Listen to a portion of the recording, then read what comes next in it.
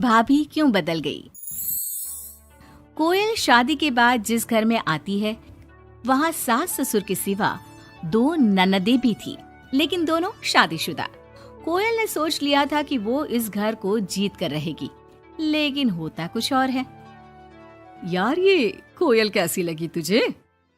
ठीक ही है, बस माँ एडजस्ट कर ले इसके साथ। हम दोनों तो वैसे ही शादीशुदा हैं। चलना कल घर चलते हैं, देखते हैं क्या करती है वो सारा दिन घर पर। ठीक है दीदी, मैं कल आ जाऊंगी। दोनों ननदें मायके आती है, जहाँ पिता बाहर बैठकर पेपर पढ़ रहे थे, माँ अंदर सब्जी काट रही थी और कोयल वो तो कहीं नहीं थी। क्या पापा बाहर क्यों बैठे हैं? बहू ने निकाल दिया क्या? चलिए अंदर देखिए, कैसी लू सी चल रही है। चलिए तो। अरे नहीं नहीं, अंदर लाइट नहीं आ रही है, रोशनी भी कम है और हवा भी नहीं है। मैं तो कहता हूँ तुम दोनों भी जाकर चेयर यहीं लगा लो। क्या माँ, तुम क्यों काम कर रही हो? कहाँ है वो राजकुमारी? अरे सुबह से ही कोयल लगी है, मैंने अभी भेजा है जबरदस्ती कि जाओ जाकर लेट लो। पता नहीं क्यों इतना काम करती है। जब से आई है वक्त पर खाना पीना, वक्त पर दवाई, सब की जिम्मेदारी ले ली है उसने। वो तो हम भी कर रहे हैं ना माँ, अपने ससुराल में सभी को तो करना पड़ता है। उसमें वो नया क्या कर रही है? पापा के सफेद कपड़े कैसे पहले चमकते थे, अब देखो तो कितने मैले कुचैले लग रहे। कौन धोता है? धोती तो बहू ही है, लेकिन क्या करे बेचारी, मशीन ही खराब पड़ी है। सबके कपड़े हाथ से धोना, उसके भी तो मुलायम छोटे छोटे हाथ हैं। हाँ हाँ, और हम लोगों के हाथों में तो चक्का लगाए ना। अरे बस भी करो माँ। दोनों बहनें माँ बाप को काफी भड़काने की कोशिश करती, लेकिन कोई फायदा नहीं होता। पर कहते हैं ना, बेटी तो बेटी होती है उन लोगों के जाने के बाद। क्या बात है माँ जी, कोई आया था क्या? हाँ, वो तेरी दोनों ननदें आई थी। अरे तुम मुझे उठाया क्यों नहीं माँ? मैं भी मिल लेती ना दोनों दीदियों से। अरे ना बेटा, तभी तो तू सोने गई थी। मैंने उन लोगों को खाना बनाकर खिला दिया, चिंता ना कर। कोयल को सास की बात अच्छी लगती है, वो अंदर जाने लगती है कि सास उसे टोक देती है। बेटा, वो तेरे ससुर जी के कपड़े काफी मैले कुचैले लगते हैं, थोड़ा ठीक से धोया कर। हाँ जी माँ जी। कोयल सास को कुछ नहीं कहती, लेकिन रात में जब पति आता है तो कोयल उससे कहती है, सुनिए, पापा के घर के पहनने वाले कपड़े काफी पुराने हो गए हैं। मैंने कई बार उसे धोया, लेकिन उनमें चमक ही नहीं आती। अगर आप कुछ पैसे देते तो मैं पापा के लिए घर पहनने के लिए नए कपड़े लेकर आऊं। हाँ हाँ कोयल, क्यों नहीं, जरूर। अगले दिन कोयल खाना बनाकर बैठी ही होती है कि छोटी ननद आ जाती है। अरे नमस्ते दीदी, कैसी हैं? आइए बैठिए, मैं आपके लिए नींबू पानी बनाती हूँ, आपको अच्छा लगता है ना? वो माँ कहाँ है?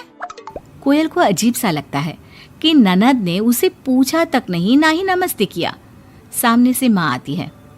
माँ, वो मैं बाजार जा रही थी तो सोचा आपसे मिलती चलूं। अच्छा माँ, जरा नींबू पानी बना देना, बहुत मन कर रहा है। हाँ हाँ, तू बैठ, मैं बना कर लाती हूँ।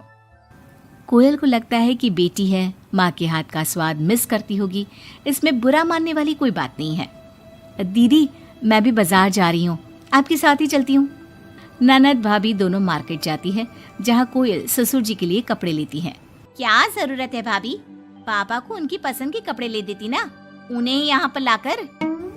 पर दीदी, पापा तो लुंगी ही पहनते हैं और एक ही डिजाइन की, तो इसमें पसंद नापसंद की क्या बात है? आपसे क्या बोलना। मार्केट में कोयल की किसी दुकानदार से बहस हो जाती है, लेकिन वो देखती है कि ननद उसका साथ देने के बजाय भीड़ का हिस्सा बनी खड़ी होती है, जैसे कि वो उसे जानती ही नहीं। कोयल घर आती है। अरे बेटा, क्या जरूरत थी नए कपड़ों की?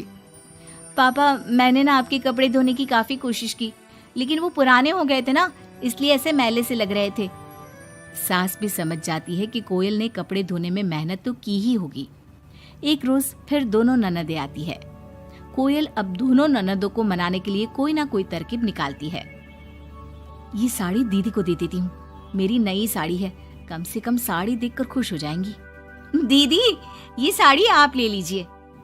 और छोटी दीदी, मैं आपकी पसंद की पालक पनीर बनाती हूँ, आप लोगों के आने से घर में कितना अच्छा लगता है ना।